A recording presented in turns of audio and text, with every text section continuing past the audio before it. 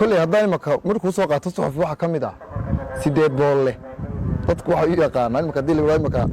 waa sideed boole waxa loo yaqaanaa gaariga waraadka ka yar canameydlahana gaariga waraadka ka weyn canameydlahana ka yar reer burco waxa uu yaqaanaan markay arkaan inan ilaa 30 jira ilaa 50 jira halka martay waxa kooreen wariyaha nafar sideed boole halka maraysa marka dad kala fahmi maayeen ma ogtahay waxay kooreen nafar sideed boole halka marayso afarta xarafan si ka qoro way sadkayso halkaas ka bilaabaya waxa kamida hadii aan hore ugu socdo isku filaansho gaaray hadii marka aan anigu kugu dhahay isku filaansho gaaray waxa weyn nin lacag haysta tabaan dadkii ka maarmay laakiin saayagu maaha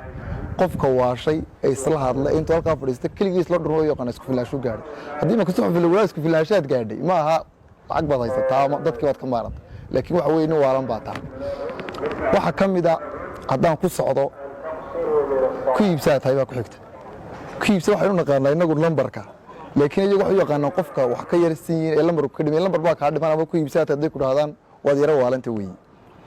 haddii aan ku sii socdo kelmada way baan anigu u jecelay waxa kamida istaad raaci hadii lagu dhahdo waxa weeye adoy ma ka sheeko wada ayaa oo hebel ka sheekanayo ninka halkaas soo maraya cabdo hoos u galiyay istaad raaci oo sheekooyinkooda haddaan ku sii socdo kelmadaha cusub ee reer baa soo saaray waxa kamida waxa taqaan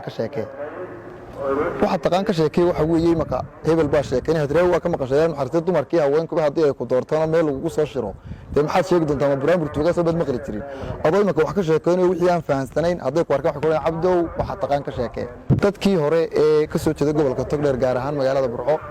kulliyow sidan dhalinyaranta bay haayeen hadalkoodu wuu xigmadaysnaa hadal xigmadaysan oo qosol lagu ha ma garata Soomaalidan maqa Allah maxaa dhaqnabiga barata oo sheekh Faysal xitaa ka sheekeynay wax eeba ma aha tiin waalo iska suufiyo reer Burco yiri marka kulay hadalladaas oo ka yar xigmad badnaa laakiin reer Burco berigii hore iyo kuwana waa isku mid labadaba hadalkoodu waa hadal murti ku jirto qosol ku jiro kulay waxa kale Burco aan ku tahay baan filayaa waa magaalada dhalinta ugu yar ay ku aqal gasho waana magaalada ugu doobka badan leh taa waxa cadeynaysa in dhalinyarada yar ee dashay tumajiradu isku aroostaan in badan waxa ka daawateen social media in doob badan joogaana waxa idin cadeynaya anigu aanaba fadhiya taasina sabab kale ma aha magaalada dhaqanka iyo diinteena suuban labadaba aad bay ugu adag tahay